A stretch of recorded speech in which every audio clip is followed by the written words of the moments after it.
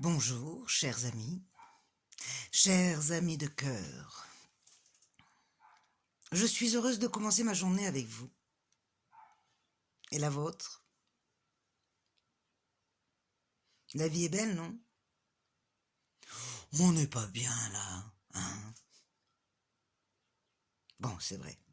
Je vous l'avoue que c'est une question de perspective. Parce qu'avec le confinement, ça peut paraître un peu long. Alors, chers amis, j'espère que vous avez le cœur bien accroché aujourd'hui, parce que nous partons pour les étoiles. Après tout, nous avons tout l'espace pour nous, non? Chers internautes, parés au décollage, partons à des années-lumière de notre voie lactée, dans la galaxie de notre être, destination, mon devenir, en partance de mon temple intérieur. C'est un principe de vie dont chacun devrait être partisan de sa propre patrie. Ce n'est pas pactiser avec l'ego, non. C'est juste remettre les choses à leur juste place. Pourquoi et qui nous vivons? Notre véritable royaume est celui qui se passe à l'intérieur de nous. Êtes-vous déjà rentré dans un palais des glaces? C'est intéressant et perturbant de se projeter, de se refléter dans plusieurs miroirs. C'est... voire même certains miroirs déformants. C'est rigolo. Pourtant, en sortant, nous gardons la même image. Il n'y a pas d'altération. Vous savez, c'est un peu ça, la vie. Chaque être que nous connaissons nous renvoie une image. C'est à nous de choisir laquelle nous correspond. Et d'autres un peu moins, comme celles qui nous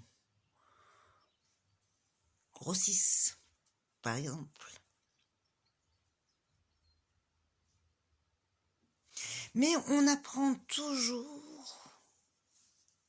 en écoutant la proposition de l'autre, de par son interprétation projective, bien sûr. Et oui, parce que lui aussi voit par la fenêtre de ses besoins, de ses envies, de ses entendements. C'est ce qui nous rapproche d'ailleurs. C'est juste un point commun.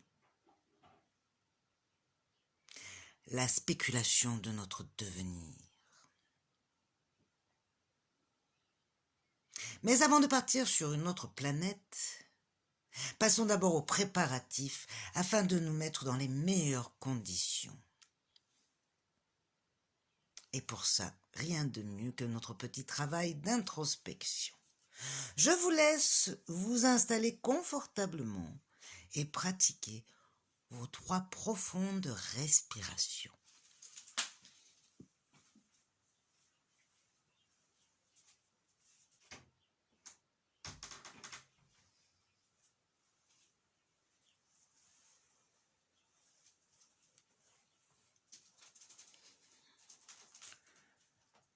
Super. Nous pourrions faire le tour de l'espace avec notre imaginaire. Eh bien, c'est un peu ça que nous allons faire aujourd'hui. Nous allons faire le tour de notre espace intérieur.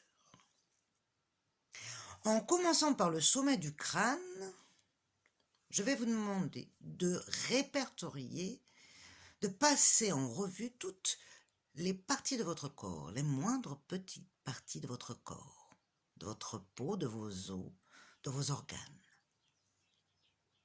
jusqu'à la plante de vos pieds. Attention, top chrono, 1 minute pas plus, mettez sur pause, on se retrouve tout de suite.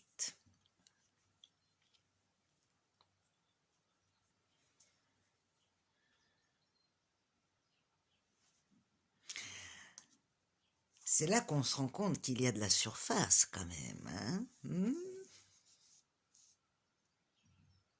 Mais aussi, on prend conscience que c'est notre corps qui nous délimite. Cet espace qu'il délimite nous appartient, nous protège. Et nous sommes libres de pouvoir nous mouvoir dedans à notre aise et de pouvoir librement penser. Eh bien, maintenant que nous avons travaillé sur notre domaine intérieur, il est temps de passer à la carte du jour. Et pour ça, j'appelle Home, Sweet Home. Ta-ta-ta-tam. La maison Dieu. La pire carte de tout le jeu. La maison Dieu représente nos fausses croyances. C'est une prise de conscience qui vient frapper comme une évidence, comme la foudre, sur la tour illusoire de nos croyances et de notre suffisance. Ce dogme qui régit les murs, qui nous empêche l'élévation de notre esprit et l'épanouissement de notre être.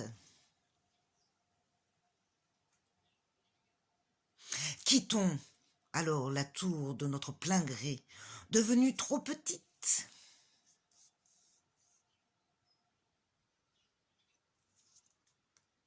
Et laissons-la s'écrouler.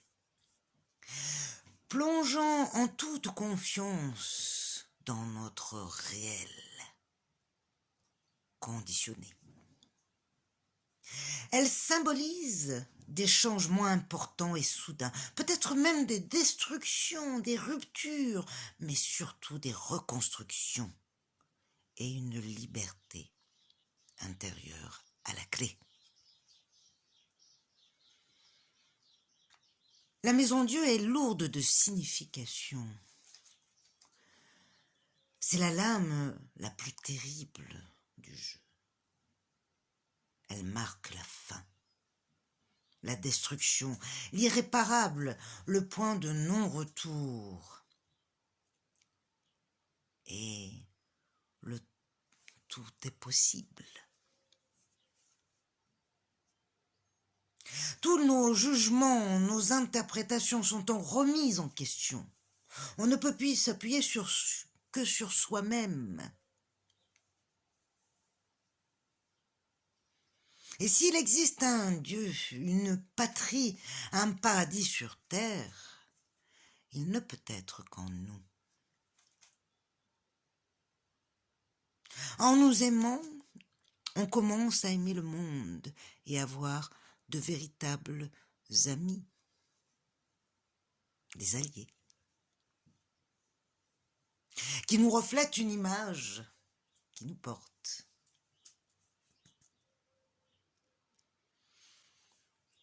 C'est instinctif.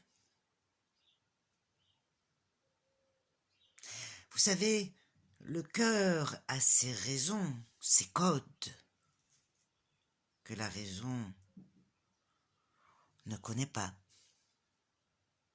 mais reconnaît.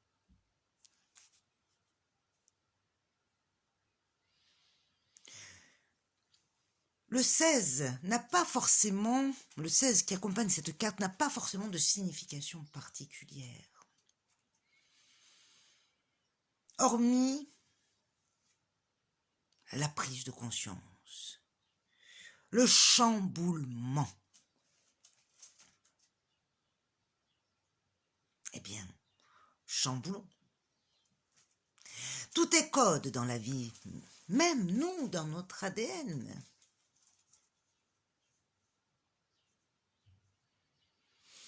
C'est un peu comme un jeu virtuel, avec ses règles que nous expérimentons, qui a ses propres règles aussi et sûrement. Avec des codes sociaux, moraux, perso.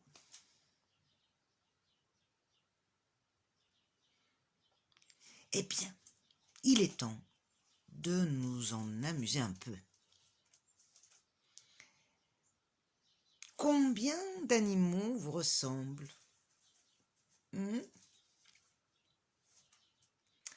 De combien vous en êtes-vous paré, affublé?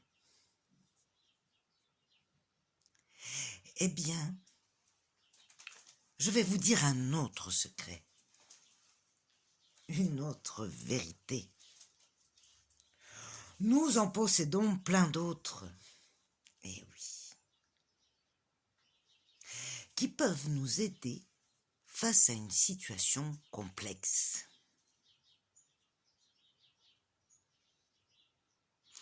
Nous allons donc aujourd'hui essayer d'adapter face à une situation négative un profil animalier.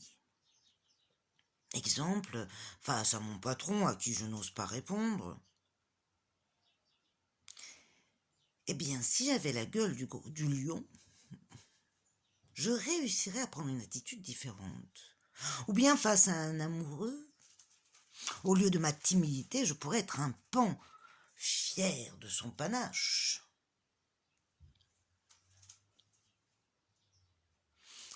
Amusez-vous à rendre la parade.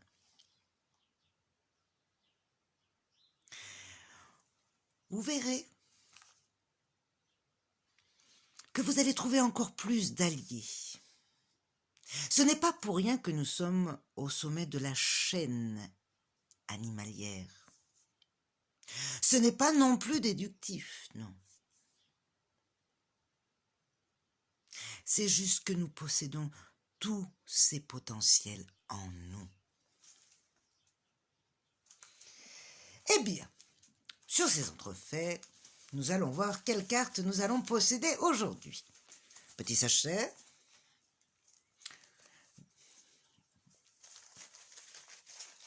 Mélange. Et je tire. Oh! J'ai tiré le rose, un rose pâle, voilà, j'arrive jamais, la 40M. Alors là, je la mets à côté, mais vous la voyez pas. La 40M. Je prends donc mon petit livre. 40M, 40M.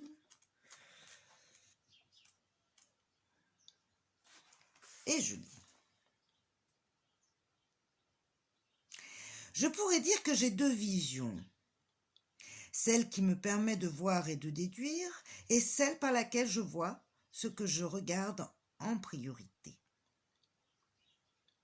La partie qui voit et l'autre qui observe ce que je vois. Ces deux visions cohabitent mon même cerveau, et selon les moments, l'une oublie l'existence de l'autre. Celui qui voit est sûr de ce qu'il voit et prend peur. Celui qui observe, celui qui voit avoir peur, sait pourquoi. Il ne dit rien, il est diplomate, il se tait pour le laisser découvrir tout seul, car sa peur n'a pas de cause liée à ce qu'il a vu. Cette peur est liée à mon histoire. Elle n'est pas ce qu'il y a à voir. Elle est bien non. Alors bien non, bon. Intéressant. Comme toujours. Alors, on passe au petit défi du jour. Aujourd'hui, ça va être un petit peu plus énigmatique. Observez de plus près votre maison. La maison, c'est comme le corps, c'est un contenant. Plus vous êtes bien dedans, plus vous serez bien en vous également. Mais là, il s'agit de mieux se connaître et de faire du lien. Alors, observez chacune de vos pièces. Remarquez lesquelles sont plus investies, moins investies, et demandez-vous pourquoi. Quel souvenir porte cette pièce?